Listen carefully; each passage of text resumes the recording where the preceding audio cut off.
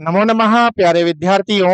विजयश्री Sanskrit academy परिवार में मैं मनीष दीक्षित आप सभी का हार्दिक स्वागत करता हूं, हार्दिक अभिनंदन करता हूं। प्यारे विद्यार्थियों, हम कोई भी भाषा पढ़ रहे हो या किसी भी भाषा का अध्ययन कर रहे हैं तो उसमें सबसे पहले हमें उसकी वर्णमाला का ज्ञान होना बहुत ही आवश्यक है। सर, वर्णमाला क्या होती है तो उसके बारे में बात करेंगे हम इस कक्षा में। वर्ण कौन कौन से होते हैं तो इनके बारे में आज हम इस कक्षा में क्या करने वाले हैं, चर्चा करने वाले हैं। आपके जो एनसीईआरटी के द्वारा नया जो पाठ्यक्रम निर्माण किया गया है, नई जो पाठ्य पुस्तक निर्माण की गई है, उसको आधार बनाकर ही हम इस कक्षा में चर्चा करने वाले हैं। यानी हम आपसे बताएं कि आपकी जो नई जो पाठ्य पुस्तक आई है कक्षा 6 की, दीपकम, उसका जो प्रथम पाठ है वर्णमाला, उसी को हम पढ़ने का प्रयास करेंगे, उसी को समझने का प्रयास करेंगे। प्यारे विद्यार्थियों, आप यहाँ पर देख रहे हैं दो शब्द। बोले सर यहाँ तो और बहुत सारी चीजें दिखाई दे रही हैं, लेकिन मैं अगर बात करूं यहाँ पर तो वर्णमाला, यानी यहाँ पर एक शब्द है वर्ण और दूसरा है माला। सर ये वर्ण क्या है, वर्ण किसे कहते हैं, और माला, माला तो आप सभी जानते ही हैं, जैसे आपको दिखाई दे रही है। यहाँ पर एक माला है, एक माला आपके यहाँ पर है। बात करते हैं पहले वर्ण क्या होता है। तो वर्णों की मैं चर्चा करूं तो कहते हैं भाषा की सबसे छोटी इकाई, सबसे छोटी इकाई को क्या कहते हैं, वर्ण कहते हैं।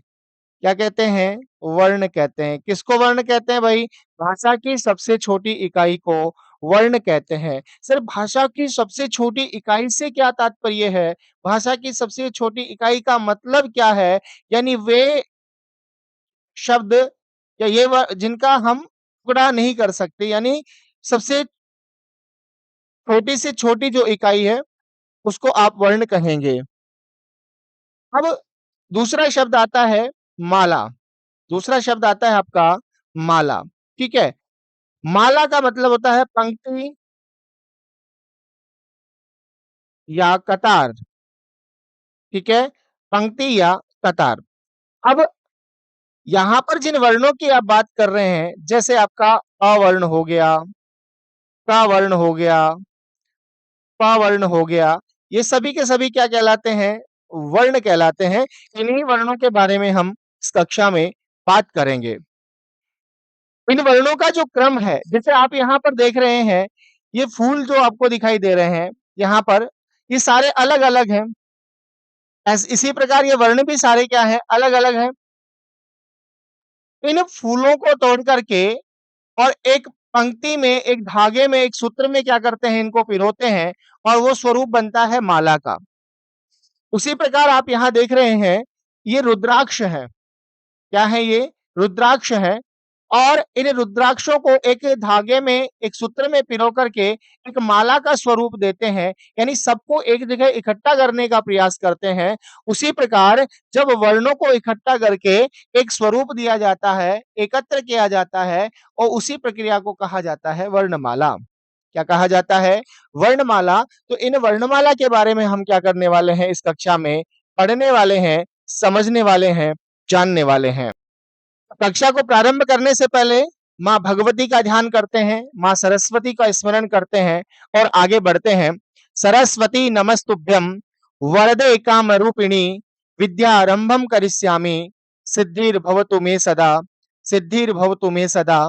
पठामि संस्कृतं नित्यं वदामि संस्कृतं सदा, ध्यायामि संस्कृतं सम्यक वंदे संस्कृत मातरम, वंदे संस्कृत मातरम। स्वागत है आप सभी का। वीडियो को लाइक करें और अगर चैनल को अभी तक सब्सक्राइब नहीं किया है तो बिल्कुल इसको सब्सक्राइब कीजिएगा। बढ़ते हैं हमारे विषय की ओर, वर्णमाला।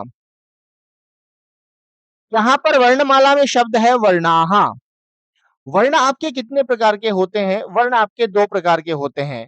एक होता है आपका स्वर और एक होते हैं व्यंजन।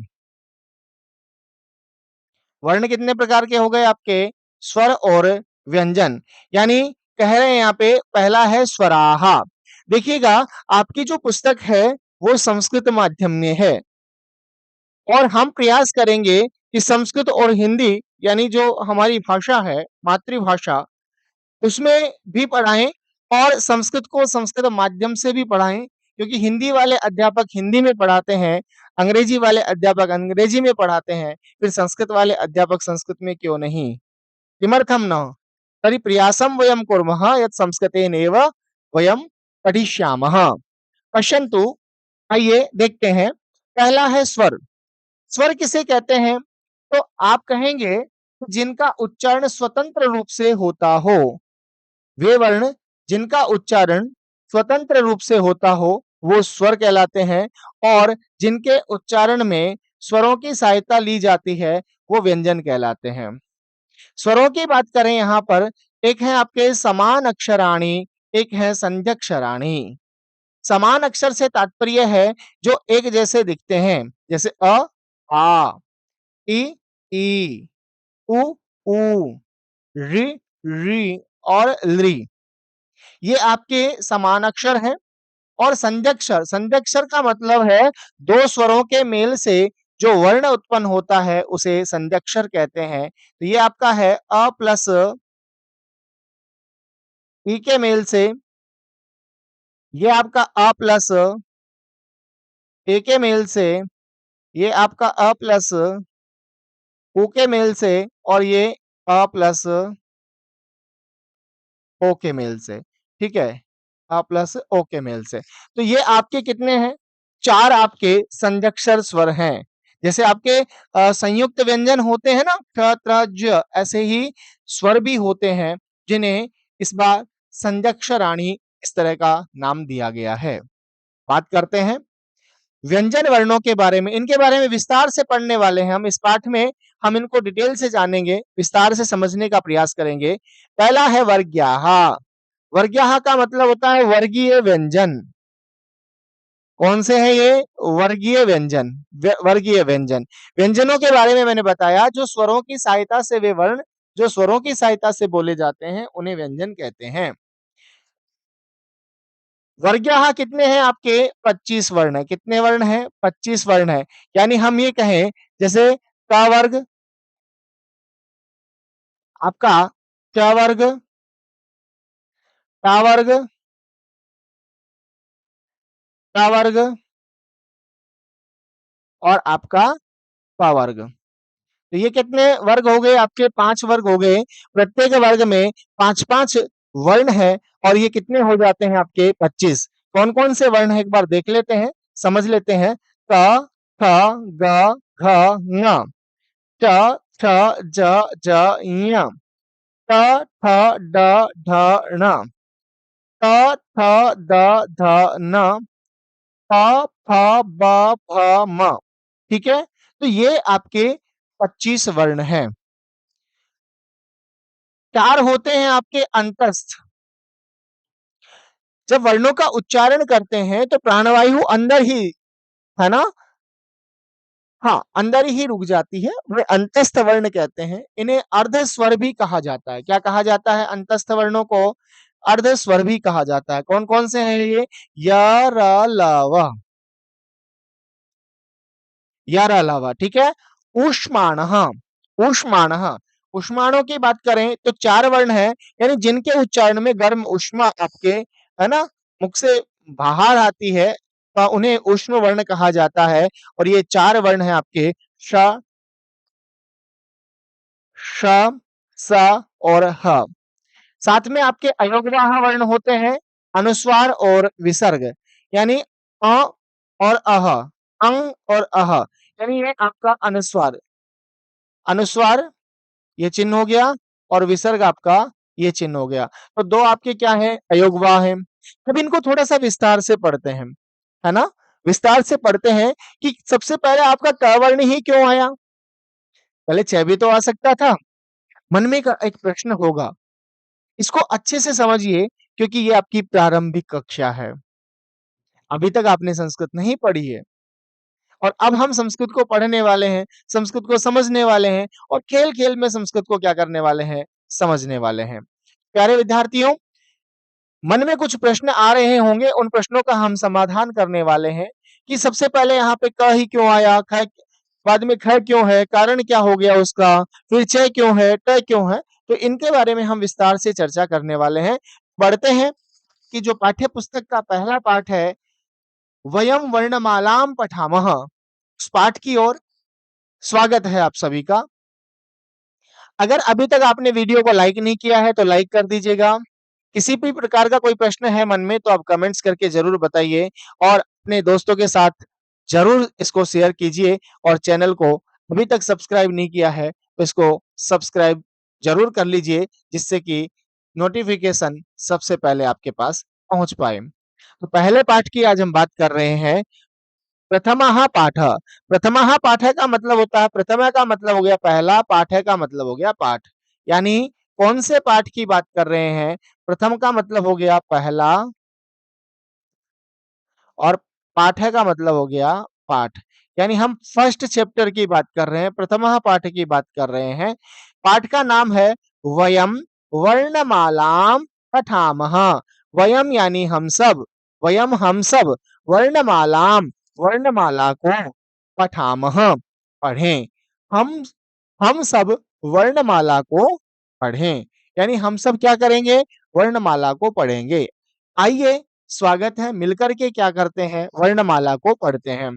पेन और पेंसिल लेकर के बैठिएगा, पेन कॉपी आप लेकर के बैठिएगा और साथ साथ थोड़ा थोड़ा लिखते भी चलिएगा, ठीक है। तो वयम वर्णमालाम पठामः, हम सब वर्णमाला को पढ़ें। पश्यन्तु अत्र वर्णाः द्विविधाः भवन्ति। वर्ण कितने प्रकार के होते हैं, वर्ण दो प्रकार के होते हैं। कितने प्रकार के होते हैं, अभी हमने थोड़ी देर पहले चर्चा की थी कि वर्णाः द्विविधाः भवन्ति। वर्णाः कति विधाः भवन्ति, साथ साथ उच्चारण करें, वर्णाः द्विविधाः भवन्ति। केचते, तो यहाँ पे वर्णाः स्वरः व्यंजनानि च, यानी स्वर वर्ण और आपके व्यंजन वर्ण, व्यंजन वर्ण, यानी वर्ण जो होते हैं वो कितने प्रकार के होते हैं, दो प्रकार के होते हैं, स्वर वर्ण और व्यंजन वर्ण। यहाँ क्या कह रहा है, पहला है स्वराहा, स्वराहा, उच्चारण भी करें साथ साथ में। यहाँ क्या लिखा है, वर्णाहा द्विविधाहा भवन्ति, स्वराहा व्यंजनानि च, स्वराणाम उच्चारणम स्वतंत्र रूपेण भवति।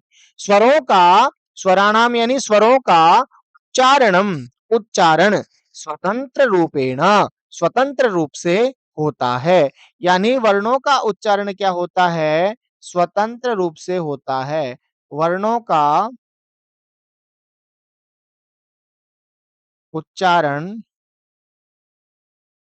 स्वतंत्र रूप से होता है। वर्णों का उच्चारण कैसा होता है, स्वतंत्र रूप से होता है। स्वराः द्विविधाः सन्ति, स्वर दो प्रकार के होते हैं। कौन कौन से दो प्रकार के होते हैं स्वर, समान अक्षराणि, समान अक्षर, और संध्यक्षराणि, और संध्यक्षर, समान अक्षर और संध्यक्षर। अभी थोड़ी देर पहले हम बात भी करके आए हैं, समान अक्षराणि कौन कौन से होते हैं, संध्यक्षराणि कौन कौन से होते हैं। आइए चर्चा करते हैं, बात करते हैं, है ना। मजा आ जाएगा इस बच्चे की तरह आपको भी, जैसे ये झूला झूल रहा है ना, ऐसे ही आपको भी खेल खेल में क्या करना है, याद करना है। स्वरों की मैं बात करूं, स्वरों की मैं बात करूं, ये होता है रस्व, रस्व यानी लघु या छोटा, दीर्घ, दीर्घ यानी बड़ा, यानी सबसे छोटा वर्ण यही होता है ना, सबसे छोटा रस्व, रस्व की बात करें यानी जिनको बोलने में एक मात्रा का काल लगे, है ना, उसे आप रस्व कहेंगे। जिनको बोलने में दो मात्रा का समय लगे उसको दीर्घ कहेंगे। जिनको बोलने में तीन मात्रा का समय लगते हैं उसको प्लुत कहते हैं। प्लुत अभी आपको समझने की बात नहीं है, अभी आप ये समझ के चलिए रस्व और दीर्घ। रस्व की मैं बात करूं तो रस्व आपके होते हैं पांच। रस्व कितने होते हैं, पांच होते हैं। कौन कौन से होते हैं ये पांच, आप कहेंगे अ, ई, उ, री, ली। बोलिए मेरे साथ में, अ, ई, उ, री, ली। दोबारा बोलिए, अ, ई, उ, री, ली। कितने होते हैं ये? तो आप कहेंगे सर ये 5 होते हैं। दीर्घ यानी जितना समय इस अ को बोलने में लगा है, इससे 2 गुना समय इसको बोलने में लगेगा। क्यों लगेगा? क्योंकि अ प्लस अ मिलकर ही क्या बनता है? आ बनता है। अ प्लस अ मिलकर के क्या बनता है? अ बनता है। तो एक जितना स्वर इन दोनों को बोलने में लगेगा, उतना ही इसको बोलने में लगेगा। जैसे अ, अ, तो दोनों को मिलाकर बोलेंगे तो क्या होगा? आ, है ना? क्या उच्चारण करेंगे इसका? आ। उसी प्रकार ई और ई से मिलकर के क्या बनता है? ई। उ और उ से मिलकर बनता है ऊ। री और री से मिलकर बनता है री। री का दीर्घ नहीं होता है। री का दीर्घ नहीं होता है। केवल ऊपर के जो 4 स्वर हैं आपके अ, ई, उ, री, है ना? इन्हीं का दीर्घ भी होता है। औरों का इसमें 5वां जो स्वर है री, इसका दीर्घ नहीं होता है।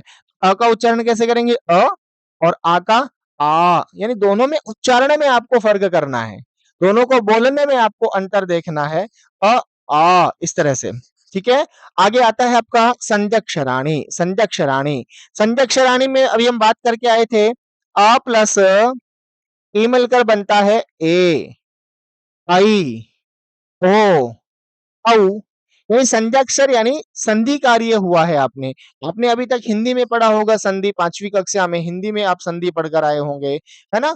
यानी 2 वर्णों के मेल से जो परिवर्तन होता है उसे आप संधि कहते हैं। ठीक है ना? तो ए, आई, ओ, औ ये 4 स्वर क्या हैं? आपके संज्ञाक्षर हैं। ये क्या हैं? संज्ञाक्षर हैं। अगर मैं इनकी बात करूं तो इनकी संख्या कितनी हो गई? समान अक्षर की 9। तो 9 और 4 कितने होते हैं? 13। यानी स्वरों की संख्या कितनी हो गई आपके? 13 हो गई है। बात समझ में आ गई क्या?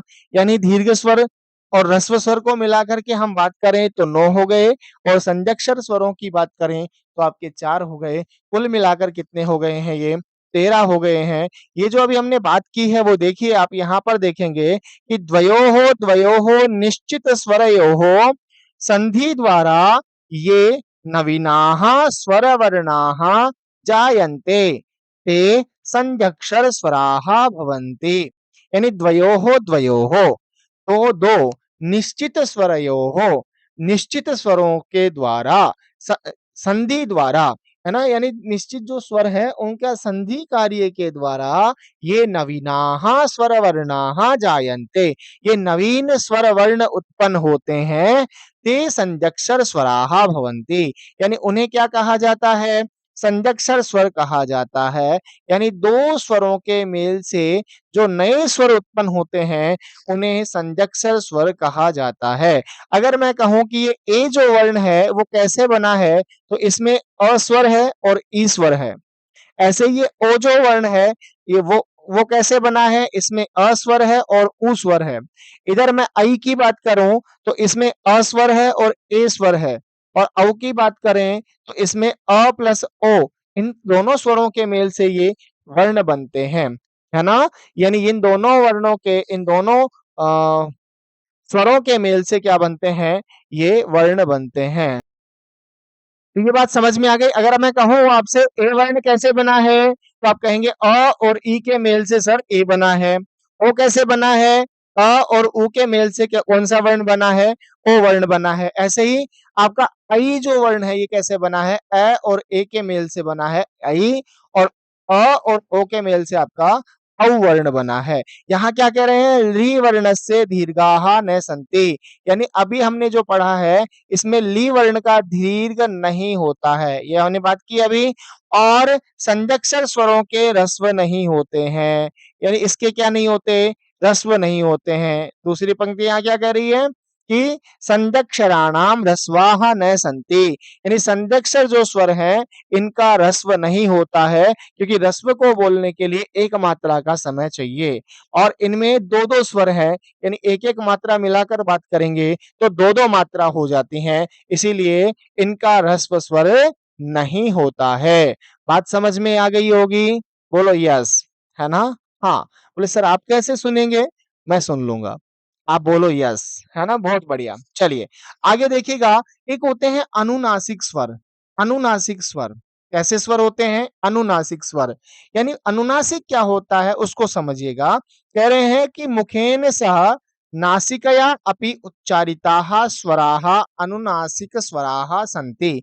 यानी मुख के साथ में, अभी आप बोल के देखो अगर आप नाक बंद करके भी बोलेंगे तो आप बोल पाएंगे। बोलिए जरा मतलब नाक पर किसी प्रकार का कोई प्रेशर नहीं पड़ा है। अभ्यास करके देखो ना, ई बोल कर देखो, नाक बंद करके बोल के देखो, है ना? कोशिश करो, कोशिश करो। हंसना नहीं है। हाँ, जिसको सर्दी जुकाम लग रही है वो मत करना प्रयोग, है ना? हाँ, और देखिए देखा यानी आपने नासिका को दबाया और बोला तो नासिका पे किसी प्रकार का कोई प्रभाव नहीं पड़ रहा है। अब मैं कहूंगा अंगूर बोलिए और नाक बंद करके बोल के देखो, अंग अंग ऐसे लग रहा है जैसे नाक में कंपन हो रहा है। क्या हो रहा है? अंगूर बोल के देखिएगा, अंग अंग अंगूर है ना, अंगूर। तो यहाँ नाक बंद करके जब आप देखेंगे तो क्या करना है, यहाँ पे ऐसा लग रहा है कि नाक पे थोड़ा प्रेशर हो रहा है, कंपन हो रहा है। जबकि आप अस्वर को बोलेंगे तो इस प्रकार का क्या नहीं होगा, किसी प्रकार का आपको कंपन महसूस नहीं होगा। तो कहने का मतलब क्या हुआ, अवर्ण सिर्फ मुख से उच्चारित हो रहा है और अनुनासिक जो स्वर होते हैं वो मुख के और नासिका के साथ, है ना, मुखेन सह यानी मुख के साथ नासिका से भी उच्चारित स्वर अनुनासिक स्वर कहलाते हैं। अभी सिर्फ इतना ही समझ के चलिए कि अनुनासिक स्वर किसे कहते हैं, कि वे स्वर जो मुख और नाक दोनों से क्या होते हैं, उच्चरित होते हैं, उन्हें अनुनासिक स्वर कहते हैं। और ये जितने भी आपके स्वर हैं, इन पे जब चंद्र बिंदु लगाते हैं, आप कौन सी बिंदु लगाते हैं, ये चंद्र बिंदु लगाते हैं, तो ये आपका क्या हो जाएगा, अनुनासिक हो जाएगा। जरा बोल के देखिएगा, उ,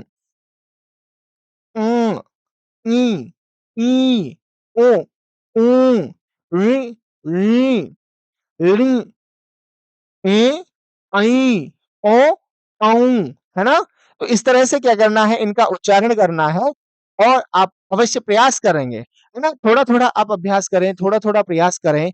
और क्योंकि जो व्याकरण या हम कहें संस्कृत भाषा की बात करूँ तो ये प्रारंभिक सीढ़ी है ना? बिगनर्स जो हैं उनकी बात कर रहे हैं हम यहाँ पर, जो संस्कृत को सीखना चाह रहे हैं। पर विश्वास करना, अगर आपने अभी इसको ढंग से पढ़ लिया, अच्छे से पढ़ लिया, अच्छे से समझ लिया, तो आपको आगे तक किसी भी कक्षा में दिक्कत नहीं आएगी। क्योंकि हिंदी और संस्कृत की वर्णमाला क्या है, लगभग समान है ना? लगभग बोल रहा हूँ, पूरी ही नहीं है, लगभग समान है। तो ये थोड़ा ध्यान रखिएगा। आगे देखिएगा, व्यंजनानि, व्यंजनानि यानी कौन से वर्णों की बात कर रहे हैं हम, व्यंजन वर्णों की बात कर रहे हैं। क्या कह रहे हैं, व्यंजनानाम उच्चारणे कस्यचित् स्वरस्य सहायता अवश्यम भवति। यानी व्यंजनानाम व्यंजनों के उच्चारणे, उच्चारण में कस्यचित् किसी स्वरस्य स्वर की सहायता, सहायता अवश्यम भवति अवश्य होती है। अतः वर्णमालायां व्यंजनानाम उच्चारणार्थम सर्वत्र स्वरस्य योजनम भवति। कहने का मतलब क्या है कि अभी हमने बात की थी कि व्यंजनों का बिना स्वरों की सहायता से उच्चारण संभव नहीं है। ऐसा नहीं है कि बोले ही नहीं जाएंगे, लेकिन अगर हम शब्दों की अगर अकेला वर्ण बोलेंगे आप बोल पाएंगे, लेकिन अगर आपको वाक्य बनाना है, अगर आपको पद बनाना है, तो उसमें स्वरों की सहायता आपको लेनी ही पड़ेगी। या मैं ये कहूं कि 3-4 व्यंजन वर्णों को एक साथ आप नहीं बोल सकते, है ना? तो इसीलिए यहाँ पर उस चीज को समझने के लिए सर्वत्र सभी जगह कौन से स्वर का प्रयोग किया है, अस्वर का प्रयोग किया है। यानी व्यंजन वर्णों को बोलने के लिए अस्वर का इसमें क्या किया गया है, प्रयोग किया गया है।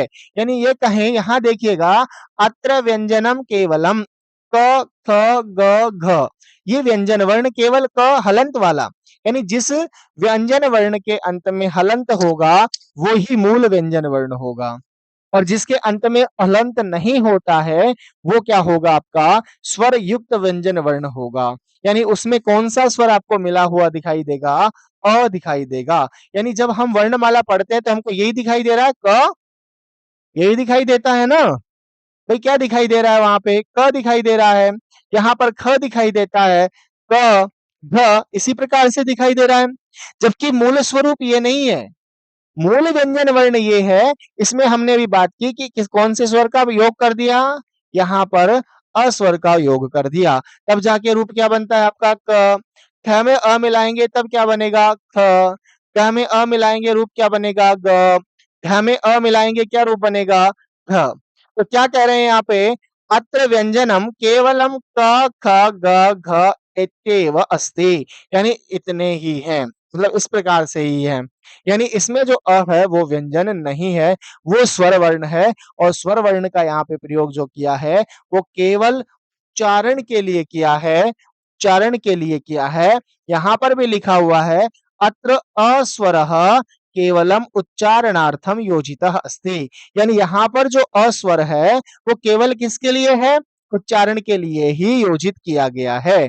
ठीक है, उसका व्यंजन से कोई मतलब नहीं है, केवल व्यंजनों का उच्चारण करें इसके लिए उसका प्रयोग यहाँ पर किया है। क्या कह रहे हैं, व्यंजनानाम चत्वारः भेदाः सन्ति, यानी जो व्यंजन है उसके कितने भेद हैं, के चार भेद हैं। व्यंजन वर्णों के कितने भेद हैं, चार भेद हैं। कौन कौन से चार भेद हैं, हमने बात की थी वर्ग्याः स्पर्शाः वर्णाः। वर्ग्याः यानी वर्गीय व्यंजन, वर्ग यानी समूह, यानी क वर्ग। क वर्ग में कौन कौन से वर्ण आते हैं, पांच वर्ण आते हैं, इन पांच वर्णों को क वर्ग कहा जाता है। और जो वर्गों में सम्मिलित वर्ण होते हैं उन्हें वर्गीय व्यंजन कहते हैं, और वर्गीय व्यंजन को ही संस्कृत में वर्ग्याः ऐसे शब्दों से क्या करते हैं, बोलते हैं। अब यहाँ पर एक शब्द और आ रहा है स्पर्शाः। स्पर्शाः यानी स्पर्श क्यों कहा गया, जब हम इन वर्णों का उच्चारण करते हैं तो हमारी जीभ मुख के विभिन्न अंगों को क्या करती है, स्पर्श करती है। क्या करती है, स्पर्श का मतलब टच करती है। जैसे आपने बोला प बोला, या आपने बोला त, बोल के देखो त। जब आप त बोलेंगे तो आप इस पर महसूस करेंगे कि जो जीभ है ना आपकी वो किसको टच कर रही है, दांतों को टच कर रही है। किसको टच कर रही है, दांतों को टच कर रही है। बोल के देखिए त थ त। अब जीभ को टच मत करिए दांतों के, और फिर बोल के देखिए है ना। इसीलिए जब बचपन में दांत नहीं होते ना, बच्चा तोतलाकर बोलता है। क्या करता है, तोतलाकर बोलता है। क्यों तोतलाकर बोलता है, क्योंकि उससे तय वाली लाइन बोली ही नहीं जाती। तय वाली लाइन क्यों नहीं बोली जाती, क्योंकि मुख में क्या नहीं है, दांत नहीं है ना। बोले सर ऐसे नहीं होता, हमको तो अभी समझ में नहीं आया।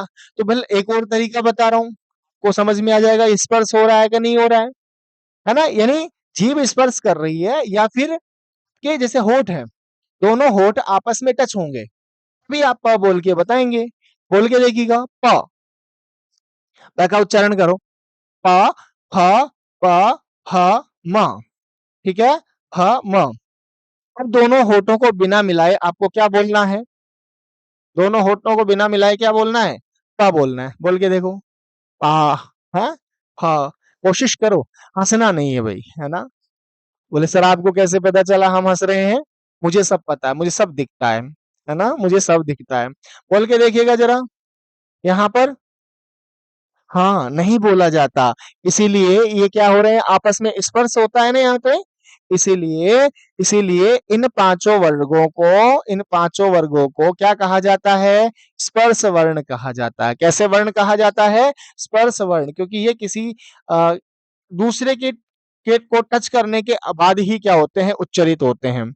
जैसे आप टय बोलेंगे तो टय में आप देखेंगे जीभ आपकी ऊपर की तरफ जा रही है। पूरा डिटेल से पढ़ेंगे इनके बारे में, कौन सा वर्ण कहाँ से उच्चरित होता है ना। आगामी जो कक्षा होगी, आगे की जो कक्षा है आपकी, उसमें हम उच्चारण स्थानों के बारे में भी क्या करने वाले हैं, चर्चा करने वाले हैं। अभी सिर्फ आप इतना समझ के चलिएगा कि आपके वर्गीय जो व्यंजन होते हैं, स्पर्श जो व्यंजन होते हैं, वो कितने होते हैं, 25 होते हैं। कितने होते हैं, 25 होते हैं। 25 कौन कौन से हैं आपके, क ख ग घ ङ, च छ ज झ ञ, ट ठ ड ढ ण, ट थ द ध न, है ना। ट थ द ध न, प फ ब भ म। तो ये कितने हो गए आपके, 25 हो गए हैं। वर्ग्याः या स्पर्शाः व्यंजन वर्णाः स्वकीय उच्चारण स्थानानुसारेण पंचसु वर्गेषु विभक्ताः भवन्ति, यानी दोनों होठों को टच करने पे जो जो वर्ण बोले गए उन वर्णों को कहां पर लिख दिया है, उन वर्णों को आपने बिल्कुल प वर्ग में लिख दिया है। जब आप प्रयास करेंगे इनको बोलने का तो आप देखेंगे पांचों वर्ण ही दोनों होठों जब टच होंगे तब ही बोले जाएंगे। प, फ, प, फ, म। ऐसे ही तवर्ग में आने वाले जितने भी वर्ण हैं, वो जब तक जीभ दांतों को टच नहीं करेगी तब तक वो बोले नहीं जाएँगे। बोल के देखो त, थ, द, ध, न। बात समझ में आ गई क्या?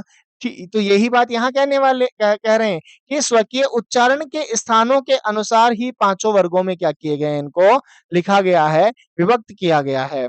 दूसरा आता है आपका अंतस्थ वर्ण। कौन से वर्ण आता है? अंतस्थ वर्ण। य, र, ल, व। य, र, ल, व आपका हिंदी का क्रम है। संस्कृत में आपने हिंदी में ये पढ़ा होगा य, र, ल, व। लेकिन आपको संस्कृत में थोड़ा-सा अपडेट करना है। ये होता है य, व, र, ल। ठीक है ना? संस्कृत में जब वर्णमाला हम पढ़ेंगे तो क्या बोलते हैं इसको? य, व, र, ल। तो सर ऐसा क्यों? तो उसके पीछे का कारण भी बताएँगे हम आपको आगे। यहाँ केवल आपको अभी समझ विकसित करने के लिए य, र, ल, व पढ़ाया है, क्योंकि अभी आप हिंदी वर्णमाला से क्या करके आ रहे हैं, पढ़ कर आ रहे हैं य, र, ल, व, है ना? आपको ये समझ में आए उसके लिए यहाँ पर ये चीजें बताई गई हैं। अब क्या कह रहे हैं देखिएगा, अंतस्थाः वर्णाः, अंतस्थाः वर्णाः बहुत्र स्वर वर्णानाम स्थाने जायन्ते।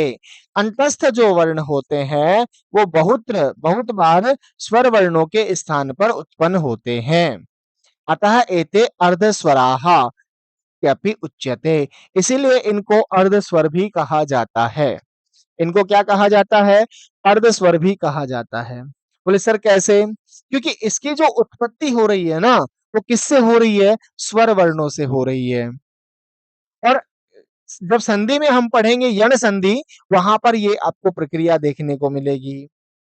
अब देखिएगा क्या कह रहे हैं, इसको समझिए थोड़ा-सा पहले। क्या कह रहे हैं देखिएगा, यहाँ पर भी ई है, बोले सर अर्धस्वर कैसे होगा ये? उसको थोड़ा-सा समझा दीजिए, तो उसको थोड़ा एक बार चर्चा कर लेते हैं। देखिए यहाँ पे ई है, यहाँ पर अ है। जब ई के साथ में अ मिलता है, तो ई को य आदेश हो जाता है ना? ये नियम है। आगे पढ़ेंगे इसके बारे में। ऐसे ही री के साथ में जब यानी अ की बात करूँ या कोई स्वर वर्ण की बात करूँ, कैसे स्वर असमान स्वरों की बात करेंगे, तो वो क्या हो जाता है? री के स्थान पर र आदेश हो जाता है। ऐसे री के स्थान पर क्या आदेश हो जाता है? ल हो जाता है। उ के स्थान पर क्या आदेश हो जाता है? व आदेश हो जाता है। बात समझ में आ गई क्या? तो य, र, ल, व ये इनकी उत्पत्ति किससे हो रही है? स्वर वर्णों से हो रही है। इसीलिए अंतस्थ वर्णों को अर्धस्वर भी कहा जाता है। क्या कहा जाता है? अर्धस्वर। पूर्ण रूप से स्वर नहीं है, लेकिन न ये स्वर है, न ही व्यंजन है। इसीलिए इनको क्या कह दिया? अर्धस्वरों की संज्ञा इनको दे दी गई है। ये यहाँ पर उदाहरण दिया गया है ना? इसी को थोड़ा-सा एक्सप्लेन करके यहाँ पर बताया है।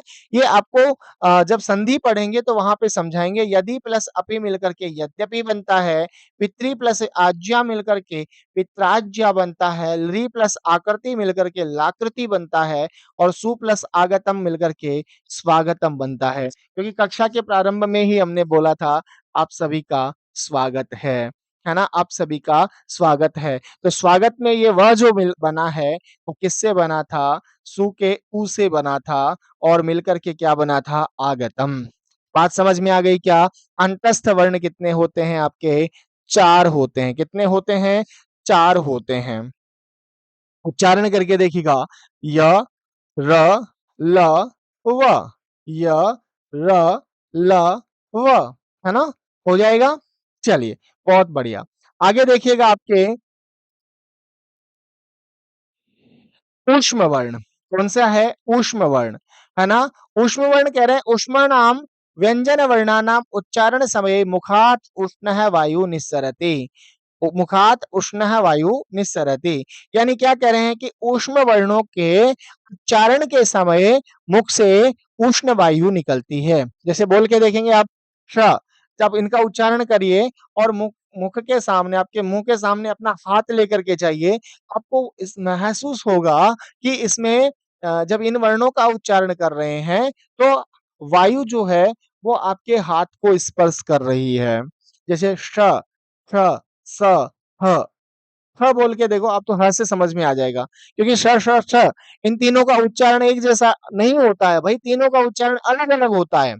तीनों का उच्चारण क्या होता है? अलग-अलग होता है। इसीलिए आप इसको समझिएगा श, श, स, ह।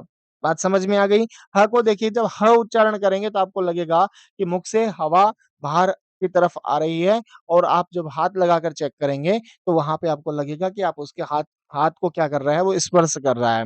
ठीक है? तो व्यंजन वर्ण आपके 3 ही होते हैं ना, अयोगवाह व्यंजन वर्णों में नहीं आता है, अयोगवाह व्यंजन वर्णों में नहीं आता है। इसको थोड़ा संशोधन की ज़रूरत है इस पुस्तक में, ठीक है ना?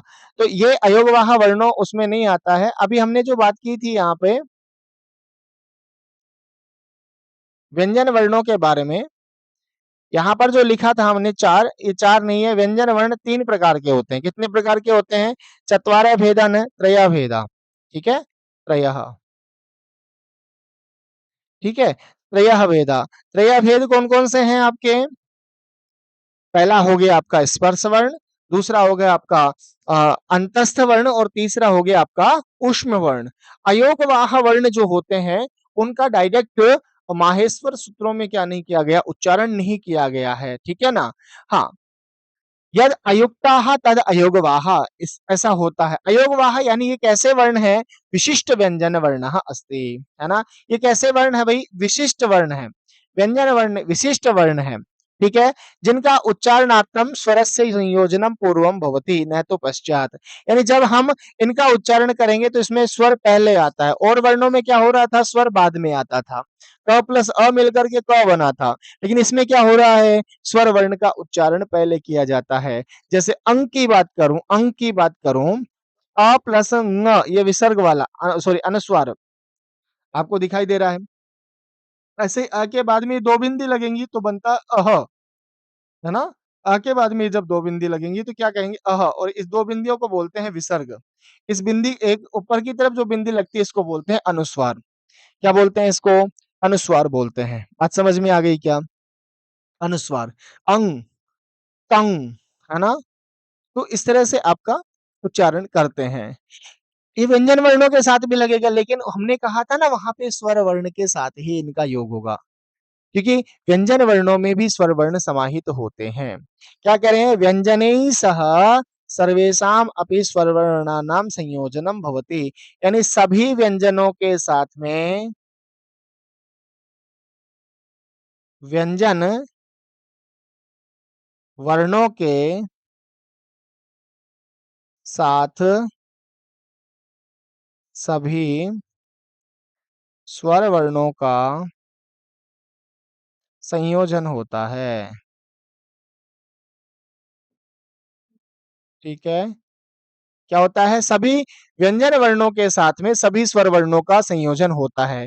जैसे क के साथ में अ जुड़ा है, क के साथ में आ भी जुड़ सकता है, ई भी जुड़ सकता है ना? उसे कहते हैं आप जब इस तरह से सभी व्यंजन वर्णों के साथ में स्वर वर्णों का योग कर रहे हैं तो उसको बोलते हैं गुणिताक्षर। क्या बोलते हैं? व्यंजनैः सह सह स्वराणाम संयोजनेन गुणिताक्षराणि भवन्ति। क्या होते हैं? गुणिताक्षर होते हैं। गुणिताक्षर क्या होते हैं? आपने हिंदी में पढ़ा होगा 12 खड़ी। हिंदी में क्या पढ़ा होगा? 12 खड़ी, है ना? तो जो 12 खड़ी आप पढ़कर आए हैं, वो यहाँ पर क्या कहलाता है संस्कृत में? गुणिताक्षर कहलाता है। क्या कहलाता है? गुणिताक्षर कहलाता है। आइए बात करते हैं गुणिताक्षराणि, है ना? कौन से? गुणिताक्षराणि। गुणिताक्षर यानी मैं कहूँ हिंदी भाषा में आपने क्या पढ़ा है? 12 खड़ी, ठीक है? 12 खड़ी पढ़ी है आपने। अब देखिएगा यहाँ पे स्वर वर्ण है अ, आ, इ, ई, उ, ऊ। इन सभी की क्या होती हैं? मात्राएँ भी होती हैं। यानी ये जब व्यंजन वर्णों के साथ जुड़ते हैं, तो ये स्वर पूरा नहीं जुड़ता है, उसके स्थान पर उसकी मात्रा जुड़ती है ना? यानी उसका प्रतिनिधित्व कौन करता है? उसकी मात्रा करती है। कौन करता है? उसकी मात्रा क्या करती है? प्रतिनिधित्व करती है। जैसे मैं बात करूँ यहाँ पे अ, अ की कोई मात्रा नहीं होती। अ की क्या नहीं होती है? कोई मात्रा नहीं होती है, ठीक है? आ की जो मात्रा है वो है एक ये इस तरह खड़ी पाई, ये आ की मात्रा है। ऐसे ही ई की मात्रा की बात करें तो ये इस तरह से ई की मात्रा है छोटी ई और बड़ी ई। आप ये जो पढ़ते आ रहे हो ना छोटी ई, बड़ी ई, छोटा बड़ा है ना? इस तरह से ये नहीं होता है। अ, आ, ई, उ, इस तरह से क्या करना होता है? इनका उच्चारण करना होता है। उच्चारण से स्पष्टता लेकर के आनी है। न कि छोटी ई, बड़ी ई, छोटा ऊ, बड़ा ऊ। आपको बिल्कुल भी ऐसे नहीं पढ़ना है। नहीं, एक बार अगर ये आपके अभ्यास में आ गया, आपकी परंपरा बन गई, तो आप निश्चित मानिए, है ना? ये आप हमेशा ऐसे ही बोलोगे, छोटा बड़ा छोटी ई, बड़ी ई। तो ऐसा आपको क्या नहीं करना है, ऐसा उच्चारण नहीं करना है, ऐसे नहीं बोलना है। बात क्लियर हो गई होगी, बात समझ में आ गई होगी, ठीक है ना? तो ये क्या है, इनकी मात्राएँ हैं।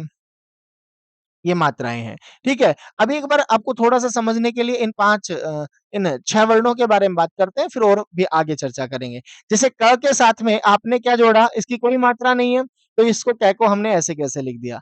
लेकिन जब आ की मात्रा जोड़ेंगे, तो एक इस तरह के आपको आगे की तरफ क्या लगाना होगा? बिल्कुल, ऐसे ही छोटी ई में ई की मात्रा लगेगी क से पहले। जो बड़ी की आप बोलते हो, है ना? उसमें आगे की तरफ मात्रा लगेगी। ऐसे ही छोटा कू, बड़ा कू। ये छोटा कू, बड़ा कू, छोटी की, बड़ी की, ये परंपरा आपको क्या करनी है?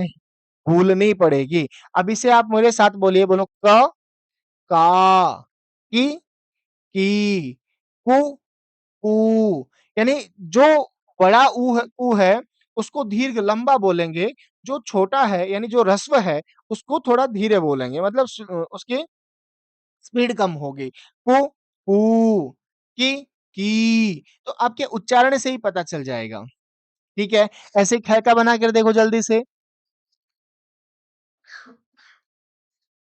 ख का बनाकर देखिए। ख, खा, फी, फी, फू, फू। ठीक है? ग का बनाइए। ग, गा, गी, गी। ठीक है? इस तरह से आपको क्या करना है, उच्चारण इनका करके चलना है, इनको बोलना है। अब आप ये 2 घ और ङ इसका और आप बनाएँगे, अपनी कॉपी में ये काम आप करेंगे। बात समझ में है? कर लेंगे, तो मुझे पूरा विश्वास आप इसको करिए। फिर जो आगामी आपकी कक्षा रहेगी, ठीक है? उसमें हम 12 खड़ी के बारे में बात करेंगे, ठीक है? आप कोशिश करें इनको लिखने की। तो आज की कक्षा में हमने जो बात की है ना? वर्णों के बारे में बात की, वर्णों के बारे में बात की, वर्णाः और वर्ण आपके 2 प्रकार के होते हैं, एक होते हैं स्वर वर्ण, एक होते हैं आपके व्यंजन वर्ण। स्वर वर्ण और व्यंजन वर्ण। स्वर और वर्ण आपके स्वतंत्र होते हैं और व्यंजन आपके स्वरों की सहायता से बोले जाते हैं, है ना? स्वरों की सहायता से बोले जाते हैं, ठीक है ना? अगर मैं कहूँ कि स्वर वर्णों की संख्या की मैं बात करूँ, तो स्वर वर्ण कितने थे आपके? 9 प्लस 4, है ना? समानाक्षर स्वर थे 9 और संज्ञाक्षर स्वर थे 4। तो टोटल कितने थे यहाँ पे? 13 स्वर पढ़कर आए हैं आप, 13 स्वर पढ़कर आए हैं, ठीक है? और व्यंजन वर्णों की बात करें तो हम 3 प्रकार के थे, स्पर्श, अंतस्थ और ऊष्म। ठीक है? ऊष्म। अयोगवाह व्यंजन वर्णों में नहीं आता है। स्पर्श आपके 25, अंतस्थ आपके 4, ऊष्म आपके 4, टोटल की बात करें तो 33, है ना?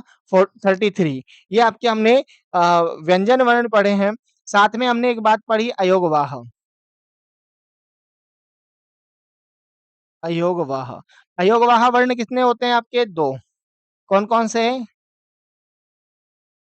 अनुस्वार और विसर्ग। ठीक है? अनुस्वार का ये चिन्ह हो गया, विसर्ग का आपका ये चिन्ह हो गया। संख्या की बात करूँ कितने होते हैं ये? 2 होते हैं, ठीक है? एक हमने पढ़ा है गुणिताक्षर, ठीक है? गुणिताक्षर। गुणिताक्षर को हिंदी में क्या कहते हैं? 12 खड़ी, ठीक है? 12 खड़ी। बात समझ में आ गई? इस प्रकार से हमने आज की जो कक्षा में जाना है, सीखा है, इसको आप अच्छे से समझिए, अच्छे से पढ़िए, अच्छे से जानिए। आगे इसका जो अगला पार्ट है, 12 खड़ी और विभिन्न जो वर्ण विच्छेद, वर्ण संयोजन की जो प्रक्रिया है, वो हम क्या करने वाले हैं, आगामी कक्षा में पढ़ने वाले हैं। मैं विश्वास करता हूँ कि ये कक्षा आपके लिए परीक्षा उपयोगी साबित होगी। आपके ज्ञान में वृद्धि करेगी, ठीक है? तो इसी आशा और विश्वास के साथ में अगर अभी तक आपने चैनल को सब्सक्राइब नहीं किया है, तो अवश्य इसको सब्सक्राइब करें और वीडियो को लाइक करें और अपने दोस्तों के साथ में अधिक से अधिक इसको शेयर करें। कोई प्रश्न है मन में, कोई जिज्ञासा है, कोई संशय है, तो आप कमेंट्स बॉक्स में ज़रूर इसको कमेंट्स कीजिए, ठीक है? हम आपका उसको अगली कक्षा में संशोधन करेंगे और प्रयास करेंगे आपको कमेंट्स बॉक्स में भी उसका उत्तर देने के लिए। तो आज के लिए इतना ही, इजाज़त चाहते हैं। नमस्कार, नमो नमः, पुनः मिलामः। सभी को एक बार फिर से धन्यवाद।